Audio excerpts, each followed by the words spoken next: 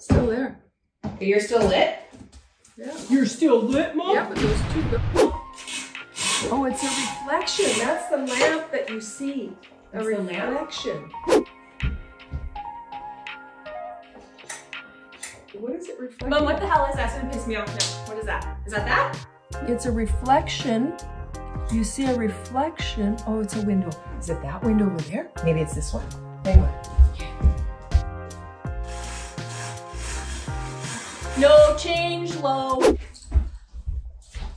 No? What the hell? No? Turn that light off just to see if it's still there. Still there. That is a reflection of a window. You know what? Oh well. Oh well. You know what? It's a heavenly glow that wants to be there. Nothing I can do. Nothing I can do. You put your head there. Super cheap. I could block it with my head if I see. A slight. Oh, I'm so sorry. Too close now, though? No, that's our. No, we love each other. We're never too close. Look at that. That's so cute. Okay, let's do another intro. Hi, I'm Vaness Henry, and I'm a 6'2" manifestor. Hi, I'm Lo, and I'm a 1-3 generator. And this is my show, which my mom is coming to have a moment on. I haven't thought through what I'm gonna do there. I was gonna say. You say it. No. Oh, It's your show. It's your show on the roof. That's funny. You have more lines now, okay? This is my daughter's show. Fun. Fun mom. Hi, I'm Vaness Henry, and I'm a 6'2" manifestor. Hi, I'm Lo, and I'm a 1-3 generator, and this is her show. Toma. That was cute. Yeah, that's the one. I'm gonna try that.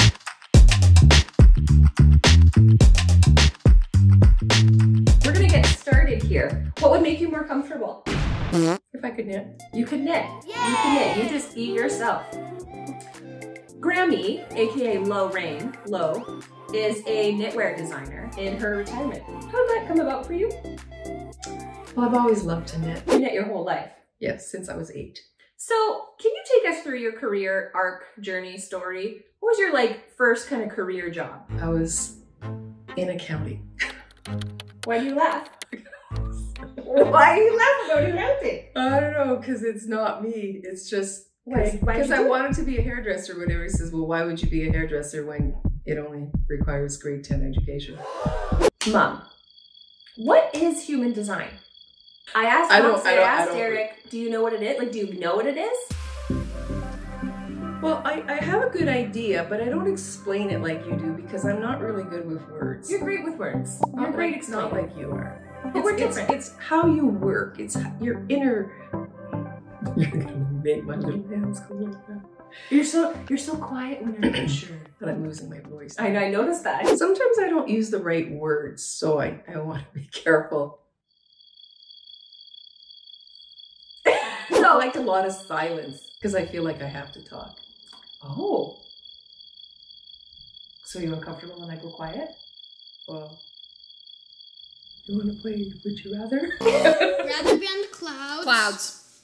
You need something to respond to. You need a question. Yeah. But how did you select accounting then? Well, I went in to be an OR tech, operating room technician, and they only selected 3 people. And Wait.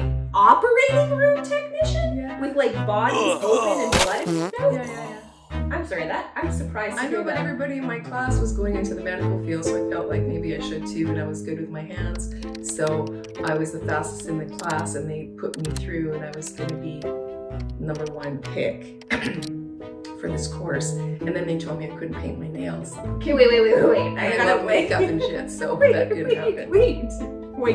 I'm slow to process. Just so I know I'm hearing this right. This is pre-accounting. You wanted to be an OR tech, which is somebody in the operating room, surgeries. Yeah. And you wanted to do that because everyone around you was going into the medical field, so you thought, cool, I'll do that. And then you go, and you have the fastest little hands, so you thought, I'll do something on a tray and hand you the instruments that you need. But then they said I couldn't wear makeup or do my nails. So you had to compromise some of your aesthetics, and then you were like, not for me. Yeah. Decided not gonna do that, and then you went into accounting. Because you thought, what? My friends are doing Well, this? because I was really good at math.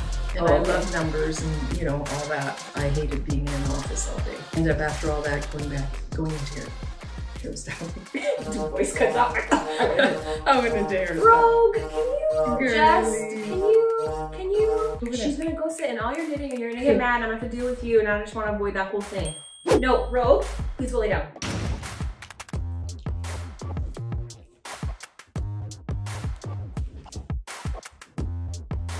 Could she be going any slower? That's hate, right? That's No, hate. That's love you, Mama.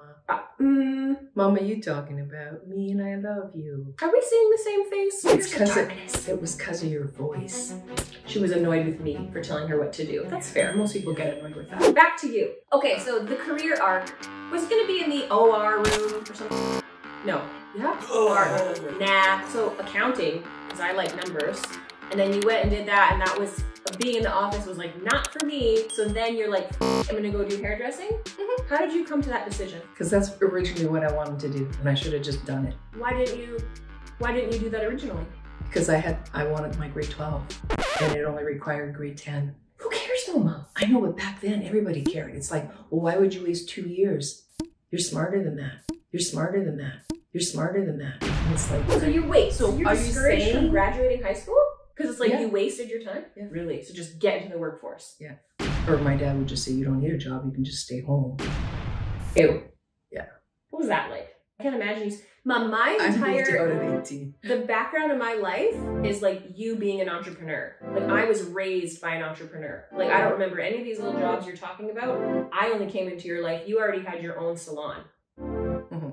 You want Grandma to make you a sweater? What'd you do with the last one I made you? We're just sitting here knitting. Mom, the power of editing, I can like find it after and just put what I want to put up on the screen. Really helps. Jesus calling. You're so you. You're so you.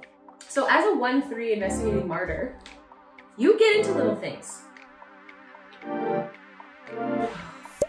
Pay attention to details. I really like that about you. It's one of your most redeeming qualities. I do it too. It's annoying for some people, I think. They can just suck it. So what was rewarding and satisfying for you about having your own salon and doing hair, having your own hair? Usually when you give someone a haircut or color their hair, you sort of make them feel better. And I like that feeling, like, you know, Yeah. and then you listen to people talk and you're kind of like, not a therapist, but you know. And honestly, listener. people would say stuff to me and then the next day somebody would walk in and say, oh, you must have all the juicy gossip. And I would go, actually, I don't retain a lot of it because it's just kind of like casual talk. Yeah. Yeah. I've been in the salon. I grew up in a salon environment because I used to come hang out at this salon. I then worked in salons. I just hung out salons all the time. And my memories, people came and said some. Oh yeah. How did you deal with all those people coming and kind of telling you and venting? I don't know. I didn't really let it bother me. It's just like, usually they left feeling better. It's like, You just had these little well, exchanges. yeah, because people stress about things sometimes and you shouldn't. It's just like, You basically also watched all these kids grow up in town too. oh yeah, Like yeah. you knew everybody came in, everybody knew who you were. You have a lit up G center, which I find so interesting. That's the identity center. There's something about sometimes plugging into you that could feel like home, feel very loving, feel very comfortable. Because when I was in the salon, I felt like it was my safe place. Like I was in charge, like it's my salon. So like I was the first one to bring in no smoking in the salon before it was. You hated smoking, hey? You've Well, always because you're hated doing that. a client's hair and the smoke's coming up into your face. No. The hairspray, the perm smell, it was, People don't would like, smoke in your salon with you? yeah, that was the thing. That's a different world, Mom.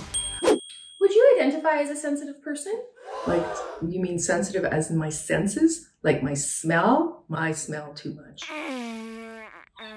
I smell lots of things. Metal needles just slide and they're smooth. See, if I had wooden needles, they wouldn't make this noise. You need wooden needles. No, because they slow me down. You have this thing about you as an emotional person, emotional generator. Everything sounds kind of sexual.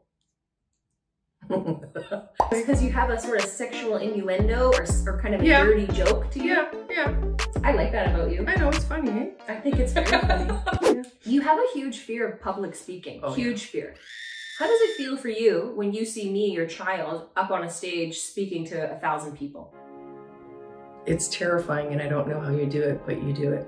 I'm afraid for anybody that's up there, and I don't like if somebody in the audience would comment while they're talking or anything, because I feel that you have to be so brave to go up there, because it's not something I would do. So you'd be distracted if somebody in the audience kind of heckled you or something? Yeah, and if they're doing it to the person, it doesn't matter who's up there, I don't like someone doing that. Well, that person in the audience is then just feeling some kind of way about themselves, and then the person on the stage, you would really kind of make an example of them. Oh, you have something to say? Sure! And then they usually make a fool of themselves, and you kind of just let them do that, and then you go back to your thing, and you're kind of, you know. See, that's what you would do, but I'd probably just my pants. Is your knitting the way you process kind of your emotional experiences? Yeah, I think it is, yeah. Like I can make a piece sometimes and remember what I was thinking or who I was thinking about when I was making the piece. So this, whatever this is gonna be, will forever be imprinted with On the Roof. It's a little tiny sweater. You're very interesting.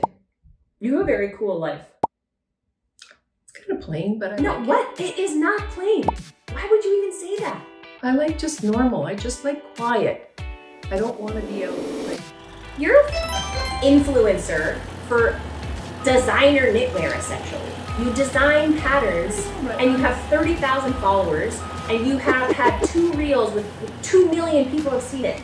2 million, millions of people in the world are aware of you, have seen you. You're not a quiet plain. What are you talking about?